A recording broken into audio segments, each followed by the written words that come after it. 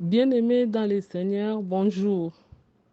Nous rendons grâce à Dieu parce qu'il a permis que nous soyons de celles qui va faciliter la méditation de ces jours le 7 mars 2024. Nous disons merci à Dieu pour ces choix qu'il a portés sur nous et nous disons aussi merci à Papa Ertis pour cette marque de confiance qu'il apporte à notre égard.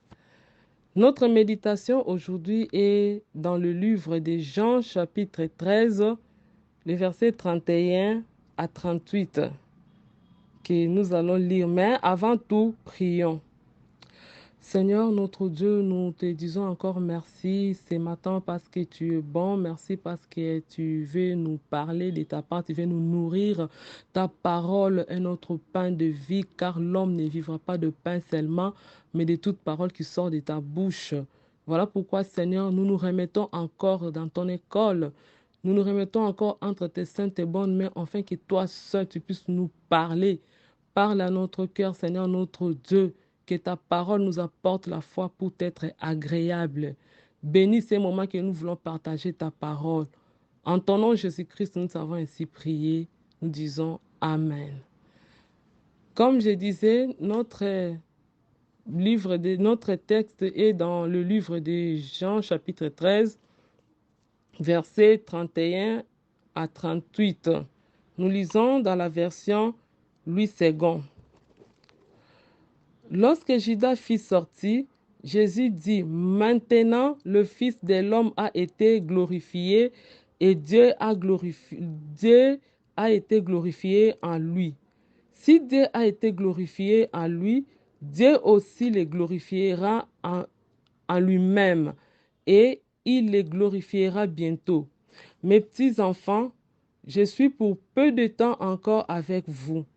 Vous me chercherez et comme j'ai dit aux Juifs, vous ne pouvez venir où je vais. Je vous l'ai dit aussi maintenant. Je vous donne un commandement nouveau. Aimez-vous les uns les autres. Comme je vous ai aimé, vous aussi, aimez-vous les uns les autres. À ceci, tous connaîtront que vous êtes mes disciples si vous avez de l'amour les uns pour les autres. Simon-Pierre lui dit, Seigneur, où vas-tu? Jésus répondit, tu ne peux pas, tu ne peux pas maintenant me suivre où je vais, mais tu me suivras plus tard. Seigneur, lui dit Pierre, pourquoi ne puis-je pas te suivre maintenant? Je donnerai ma vie pour toi. Jésus, Jésus répondit, tu donneras ta vie pour moi. En vérité, je te l'ai dit, le coq ne chantera pas que tu m'aies renié 3 fois. Bien-aimés dans le Seigneur, après la lecture de ces passages de Jean chapitre 31, Jean chapitre 13 plutôt, le verset 31 à 38, nous venons de voir qu'il s'agit des passages qui fait suite au passage du jour passé, notamment la journée d'hier, où nous avons vu que Judas avait été prédit de pouvoir trahir le Seigneur et le Seigneur lui-même avait déjà prédit parce que Judas avait cette prédisposition. Satan est entré dans son cœur, lui en tant que fils de la perdition, il a trempé le morceau avec le Seigneur au même moment. Et lorsqu'il sortit, comme il n'était plus du nombre de ceux-là à qui le Seigneur avait un message particulier, Jésus-Christ dit, puisque cet acte est arrivé, ça veut dire que l'ensevelissement du Seigneur n'était plus qu'une question de temps. Mais c'était déjà acté par ces gestes de Judas de main impure se saisiront du Seigneur, ils les crucifieront et il sera enseveli, mais 3 jours après, il ressuscitera. Mais nous savons cela, mais avant cela, nous voyons cette scène où Jésus parle du Fils de l'homme qui est glorifié. Il parle du Fils de l'homme qui est glorifié. Il dit, comme, comme si c'était vraiment, quand il parle, il dit, comme si c'était vraiment au moment là, maintenant là, au moment où il parlait, qu'il est glorifié. Parce qu'il avait reçu à tout accomplir. C'est à la fois une sorte de bilan que le Seigneur établit sur son ministère et le couronnement que cela entraîne. Il ne voit pas les souffrances qui viennent, il voit au-delà des souffrances la glorification dont il sera l'objet et il dit, si Dieu a été glorifié en lui, Dieu aussi le glorifiera en lui-même. Il le glorifiera bientôt. Vous voyez? Et en annonçant comme cela, c'est quelque chose de plus grand qu'il a annoncé par rapport aux souffrances éphémères qui vont venir et il le dit en regardant ses disciples, mes petits enfants, je suis pour peu de temps encore avec vous. Il sent les derniers moments. Dans un enseignement empreint à la fois d'amour et de compassion, le Seigneur appelle ses disciples ses petits-enfants. Comme qui dirait, des hommes qui vont rester pendant un temps où ils se sentiront comme seuls. Jésus-Christ était tout pour eux. Il faisait beaucoup pour eux. Vraiment, il faisait beaucoup, beaucoup pour eux. Ils ont tout laissé, ils l'ont suivi, ils ont tout abandonné, ils l'ont suivi. C'est lui qui assurait leur subsistance, leur santé, leur bien-être et tout. C'est Jésus-Christ qui assurait ça. Maintenant, Jésus-Christ devait les quitter. C'est comme si, en les quittant, les disciples n'étaient pas encore matures. Ils n'étaient pas encore à l'âge de la majorité. Ils n'étaient pas encore à l'âge de se prendre en charge sur le plan spirituel.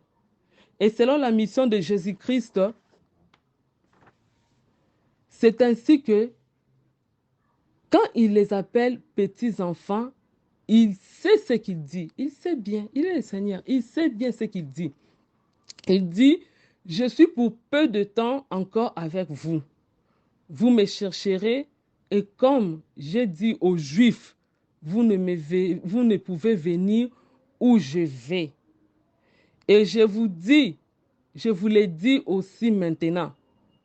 Initialement, il avait dit aux Juifs, parce que les Juifs lui posaient beaucoup de questions et il ne voulait pas croire à son message.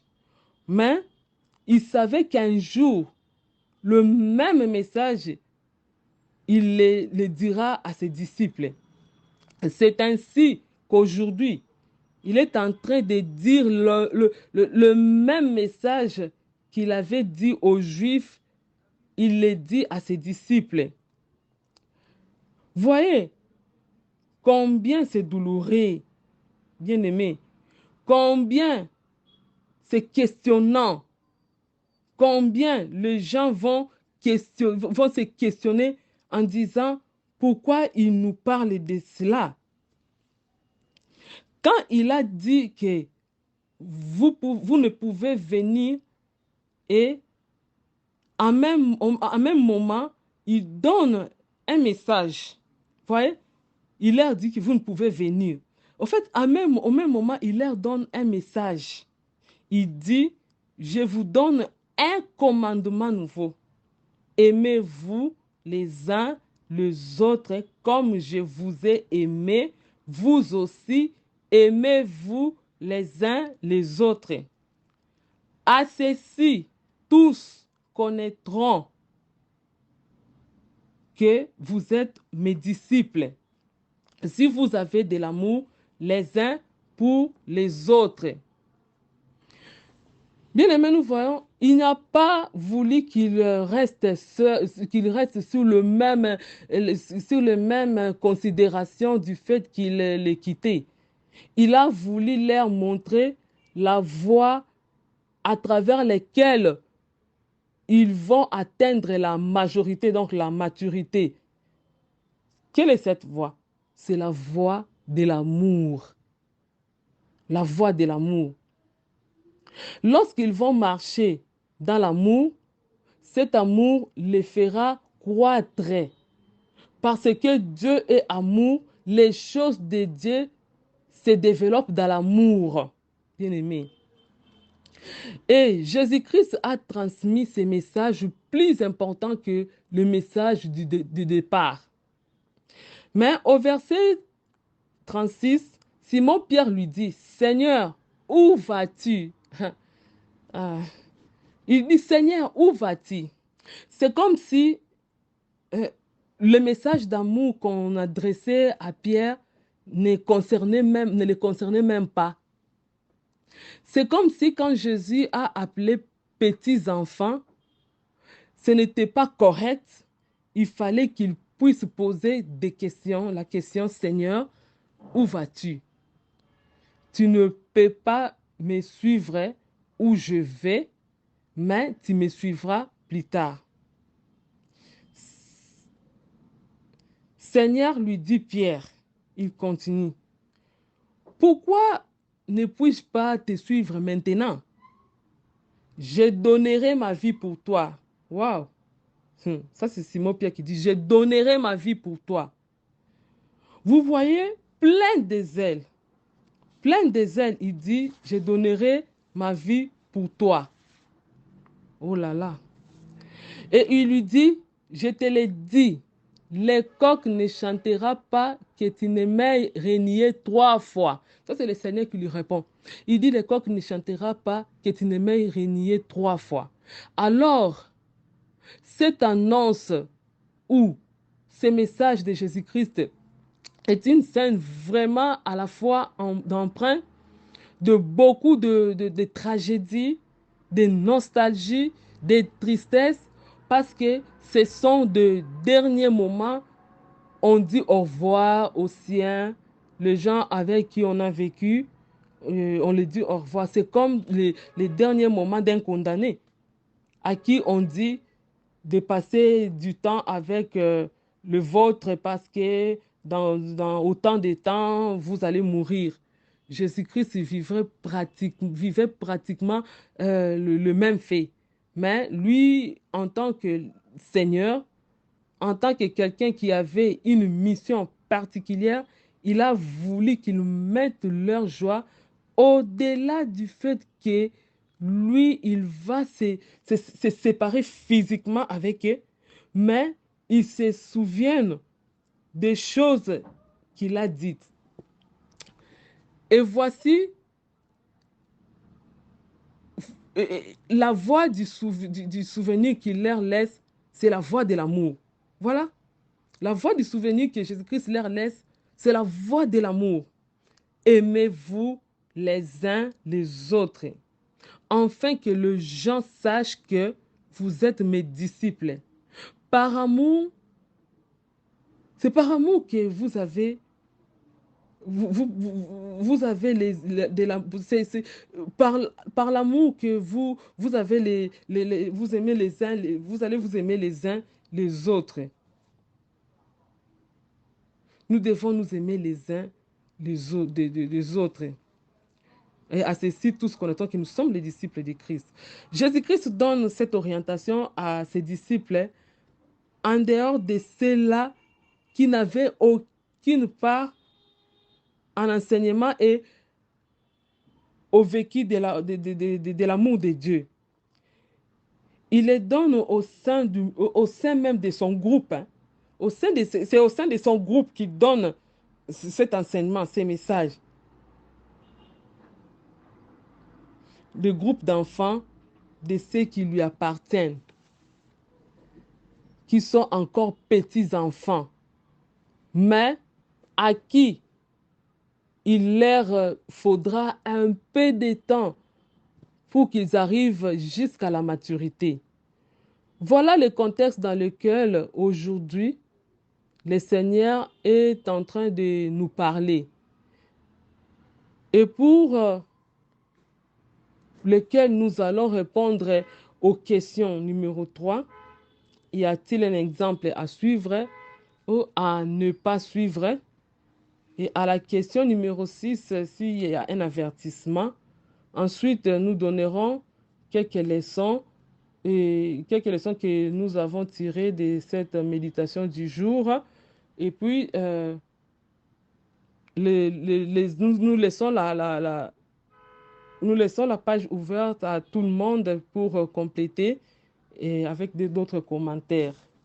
Pour répondre à la question numéro 3,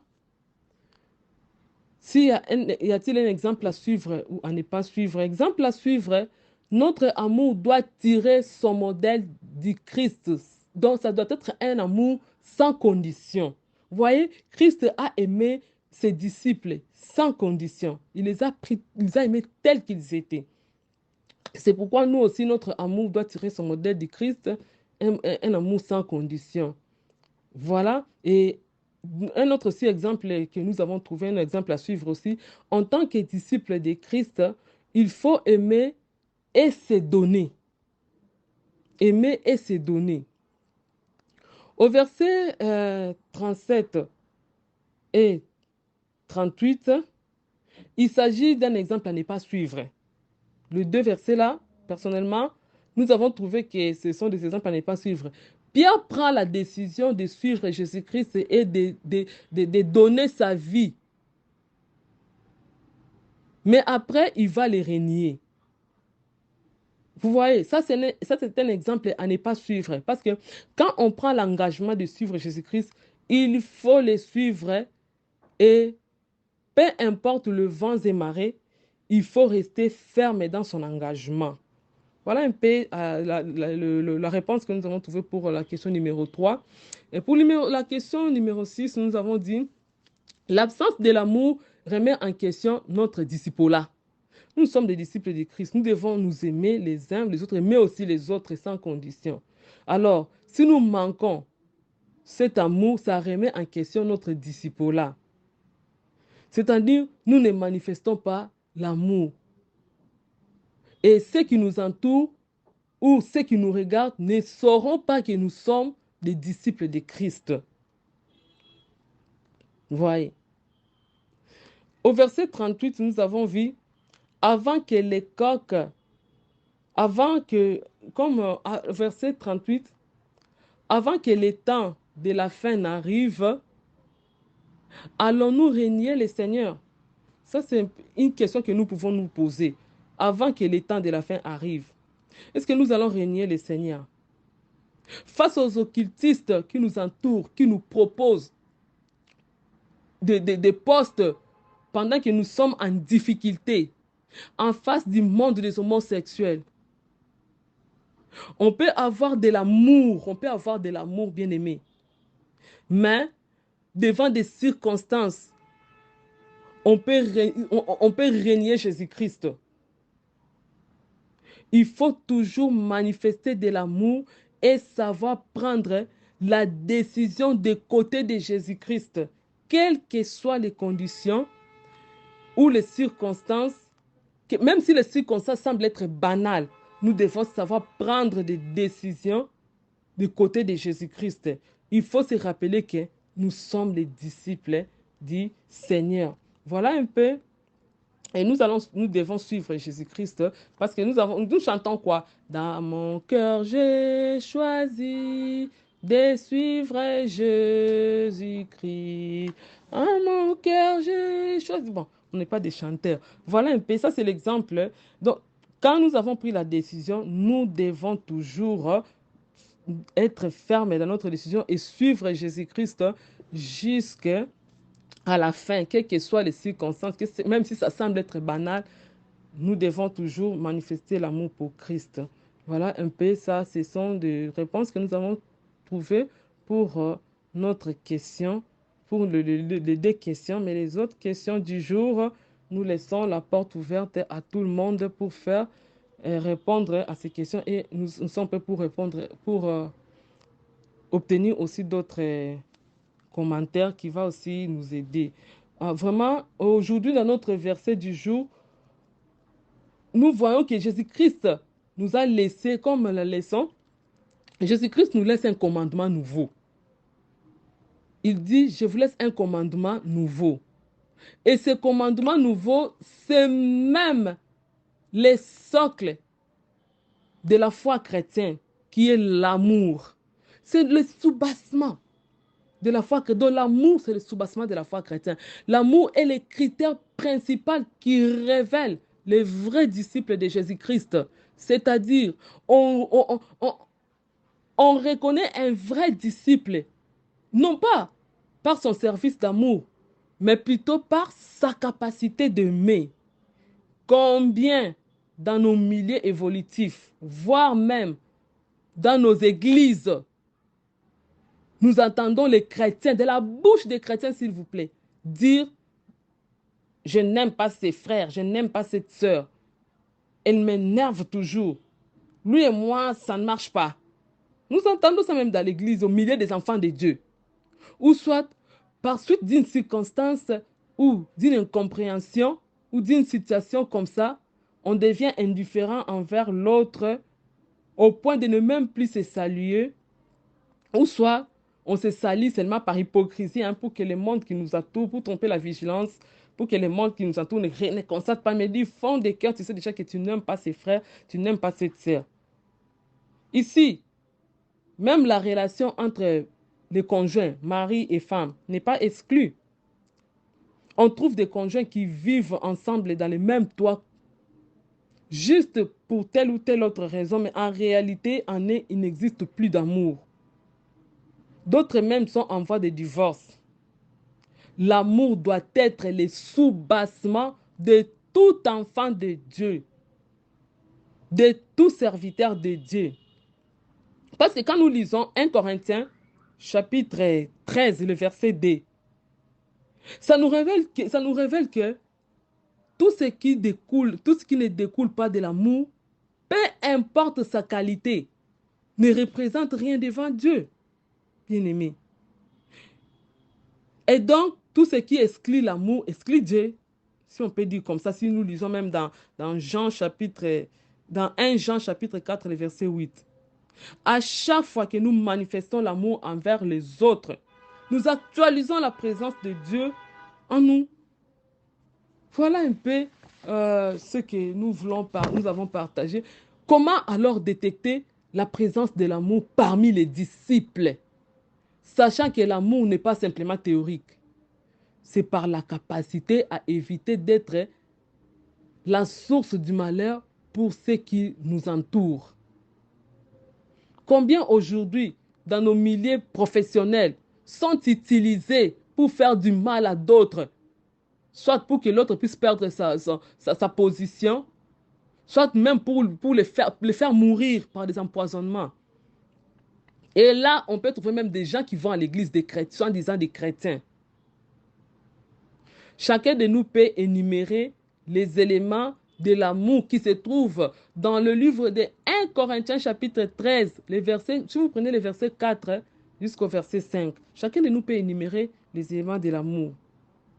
Pourquoi Jésus-Christ appelle ses disciples, ses petits-enfants? C'est-à-dire, Jésus-Christ voulait dire tout simplement que ses disciples dépendent toujours de lui.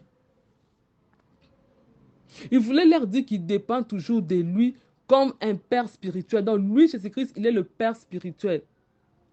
Car il leur a appris, il les a appris dans le néant. Il les a enseignés, il les a formés. Et ceux-ci, les disciples, dépendent de lui comme des enfants spirituels. Et lui est le Père spirituel. Il leur a même appris à prier, la prière de notre Père. Jésus-Christ leur a même appris à prier. Même la prière, il leur a appris. C'est comme Paul qui appelle Timothée mon fils. Par là, nous voyons que tout disciple dépend de son maître. Sans Dieu, nous ne pouvons rien faire, bien-aimés. D'où, même pour produire l'amour, sans Dieu, nous ne pouvons pas produire l'amour. Voilà un peu ce que le Seigneur a mis dans notre cœur à partager avec vous aujourd'hui. Je m'appelle Netine Kerempoi depuis Kinshasa, en RDC, à la République démocratique du Congo. Je vous souhaite un bon week-end de partout où vous nous suivez. Que Dieu vous bénisse.